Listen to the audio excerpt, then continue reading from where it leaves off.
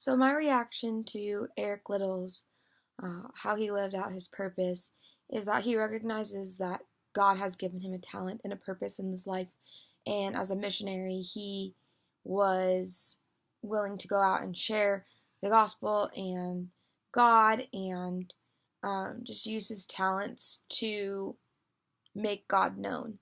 And I think at the beginning of the video where he went and shook and said good luck to all of his opponents is a very good sportsmanlike way to handle things before you race somebody, as well as just show like a Christ-like manner. Even though he wasn't preaching God, he was displaying things through actions.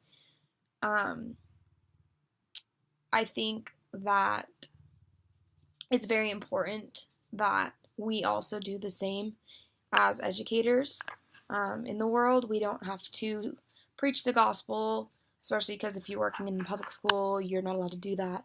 But just displaying it through actions. I think actions speak a lot louder than words. I say that all the time. That's like kind of what I go by. I also, when I was in college, tried to play for God and use my God-given talents with polo and the strength of shooting a ball and aim and stuff, and just play for Him. And because when you play for God, they end up remembering you, not necessarily what you did. So I think my purpose or my gift, God-given talent, when it comes to teaching and coaching is the ability to be patient, as well as explain things in a more broken down manner.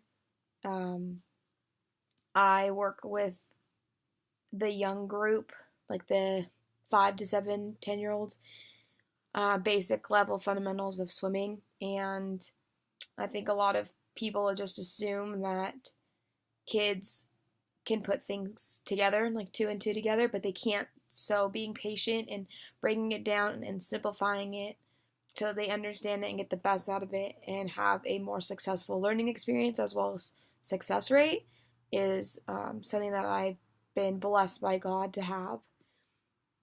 I also think that another one is my ability to speak through mild autistic or disabled athletes, students.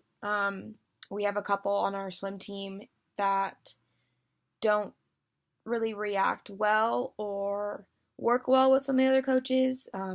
Vice versa, the coaches can't get through to them or they just don't have the patience. And I think that that's something that is one of my most, I wouldn't want to say pride possessions, but like my most blessed attributes, purpose, talent from the Lord is being able to stay patient with them, because you have to be patient with students who have disabilities and who are on the spectrum because they think differently than some of the other students.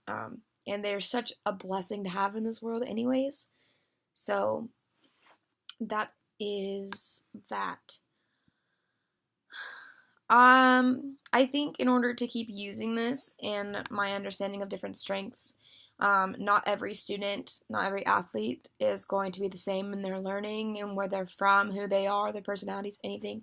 So making sure that things are fair throughout the classroom, throughout your team, when it comes to rewards, discipline, stuff like that, consequences, but talking to with different tones, different word choices, different environments, maybe like more one-on-one group settings all together.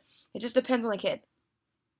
So being able to stay patient and break things down in ways that are most beneficial for each individual type of learner is probably going to be the most impactful thing that I'll use when I teach.